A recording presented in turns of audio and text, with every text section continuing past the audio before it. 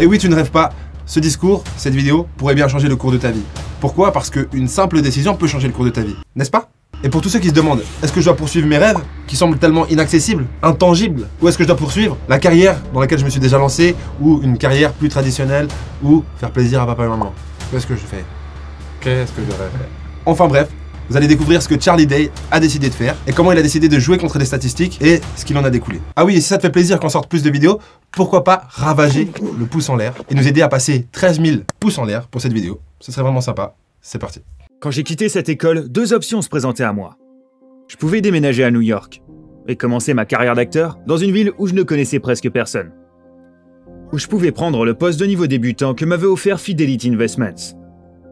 Maintenant, je sais ce que vous vous dites. Pourquoi une entreprise de services financiers majeur offrirait un job à cet idiot?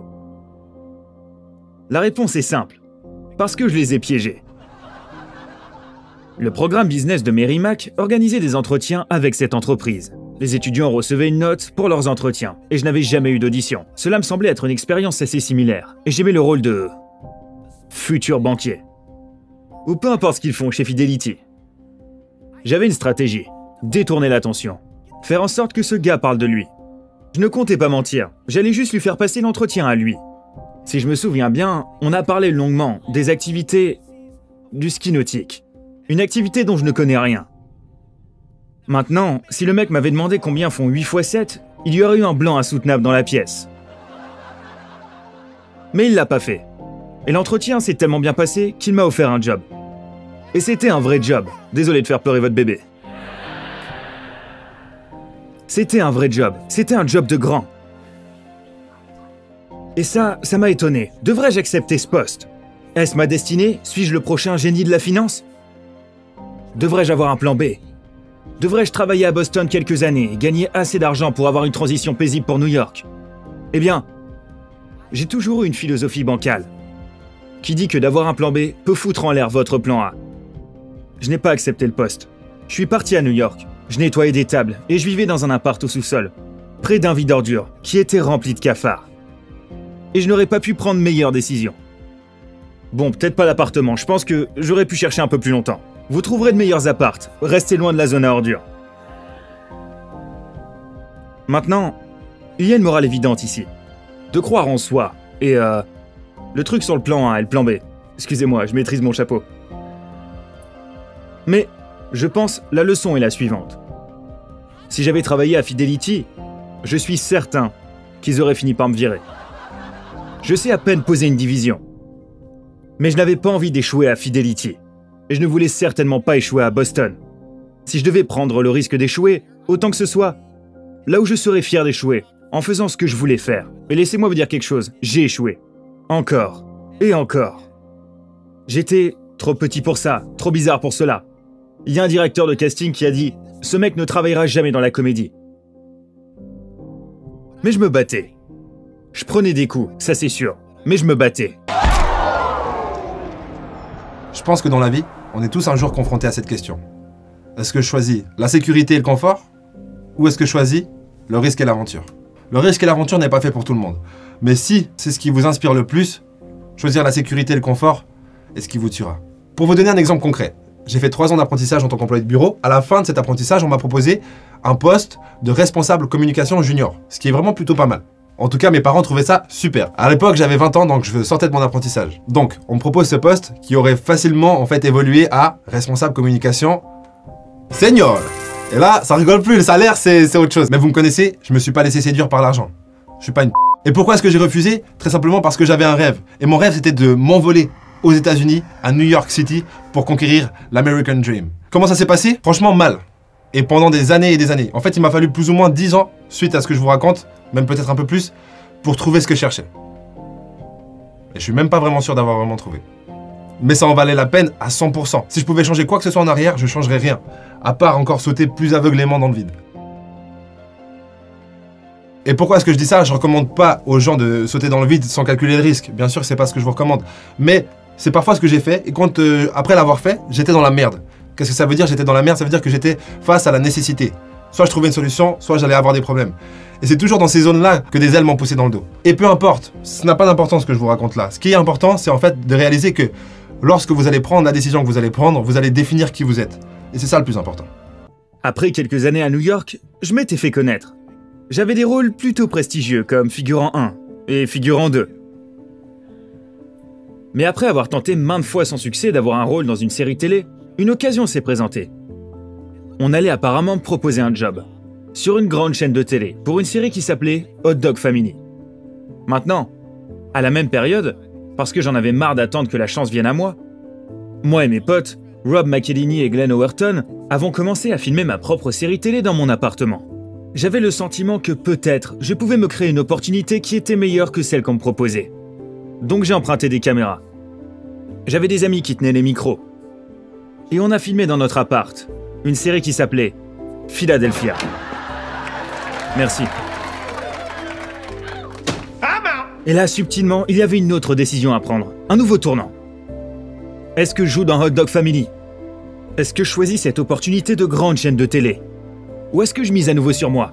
Et cette fois-ci sur mes amis aussi? Est-ce que je ne fais pas d'argent? Est-ce que j'essaie de vendre un film fait maison, comme la prochaine série télé? Je veux dire, j'essayais de dire aux gens que j'étais auteur alors que j'avais même pas d'ordinateur personnel. Bon, c'était un pari risqué. Avec peu de chances de réussite.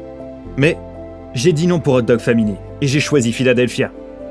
Hot Dog Family a eu une saison et 13 épisodes. On est en train de filmer notre 10e saison de Philadelphia. On a écrit et produit 114 épisodes. On a signé pour 2 années de plus, faisant de Philadelphia l'une des séries comiques les plus longues de tous les temps.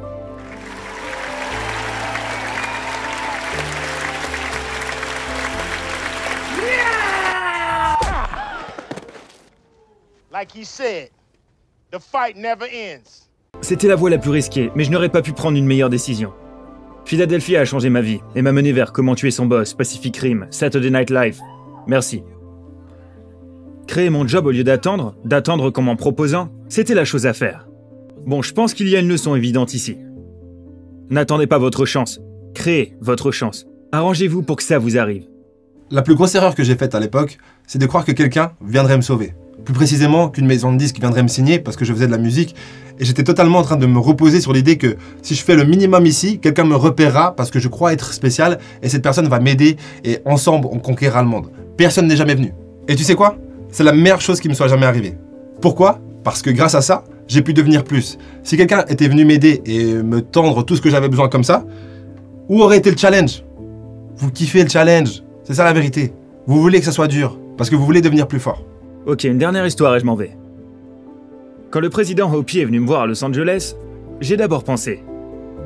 Eh ben voilà. Ils vont me demander de l'argent. Ouais, ils ne l'ont pas encore fait, Dieu merci. Mais quand il m'a demandé de parler devant vous aujourd'hui, j'ai accepté avec plaisir. Et puis, comme c'est toujours le cas avec les grandes opportunités, j'ai commencé à réaliser ce que j'allais vraiment devoir faire. Mais l'enfant pleure encore. Les gens rigolent et le gosse pleure. Je suis inquiet pour celui-là. Mon Dieu, je me suis dit, je vais vraiment devoir vous faire un discours. Je ne suis pas un orateur. J'ai littéralement la voix d'un enfant de 10 ans qui fume. Comment est-ce que je vais faire ça? Et je sais que je serai jugé par tous ceux qui vont me regarder sur YouTube. Et comparer. Mais ma leçon est la suivante. J'en ai rien à foutre. Ok? Je suis désolé. Maintenant écoutez. Vous ne pouvez pas laisser la peur de l'échec, ou la peur de la comparaison, ou la peur du jugement, vous empêcher de faire ce qui va vous rendre exceptionnel. Vous ne pouvez pas réussir sans risquer d'échouer. Vous ne pouvez pas avoir de voix sans risquer la critique. Et vous ne pouvez pas aimer sans le risque de perdre. Vous devez sortir et vous devez prendre ces risques. Tout ce dont je suis réellement fier dans ma vie me terrifiait avant que je ne le fasse. De la première pièce à l'animation de Saturday Night, me marier, devenir père, et parler devant vous aujourd'hui. Rien de tout ça n'est facile. Et les gens vous diront de faire ce qui vous rend heureux. Mais tout ça m'a demandé beaucoup de travail. Et je ne suis toujours pas heureux. Et je ne pense pas que vous devriez faire ce qui vous rend heureux, mais ce qui vous rend exceptionnel. Faites ce qui est inconfortable et effrayant et dur, mais qui est payant au final. Soyez prêts à échouer. Autorisez-vous à échouer. Échouez de la manière et dans l'endroit où vous voudriez échouer. Échouez. Relevez-vous et échouez à nouveau. Parce que sans votre acharnement, que vaut votre réussite de toute façon? Vous n'avez pas à vivre sans peur. Mais ne laissez pas la peur vous stopper. Vivez ainsi autant que vous le pouvez. Et je vous garantis que vous pourrez contempler votre vie bien vécue. Vous allez changer le monde autour de vous. À grande et à petite échelle. Et je me réjouis vraiment de faire partie de l'avenir que vous façonnerez. Félicitations, chers diplômés, et bonne chance. Merci. Les périodes de ma vie où je cherchais le bonheur n'étaient vraiment pas les périodes pendant lesquelles j'étais le plus heureux. En même temps, c'est logique. Chercher le bonheur inclut l'idée que tu n'es pas heureux. Mais pour moi, poursuivre le bonheur, c'est vraiment comme courir après son ombre. Tu ne la rattraperas jamais. Alors que chercher plus de sens et réussir à donner du sens à sa vie, pour moi, ça rend carrément le bonheur totalement obsolète. Parce que, encore une fois, avec le bonheur, du coup, vous allez essayer d'être heureux. Après, vous avez essayé. Après, vous vous dites, alors, est-ce que là, je suis heureux? Et la question réinclut que vous ne l'êtes pas. Ah, la vie, ça va dans tous les sens. Alors ne courez pas après le bonheur, cherchez à donner plus de sens à ce que vous faites, trouvez vos pourquoi, et avec ça, vous pourrez traverser vents et marées. Au prochain épisode. Ah, t'es toujours là, petit coquin.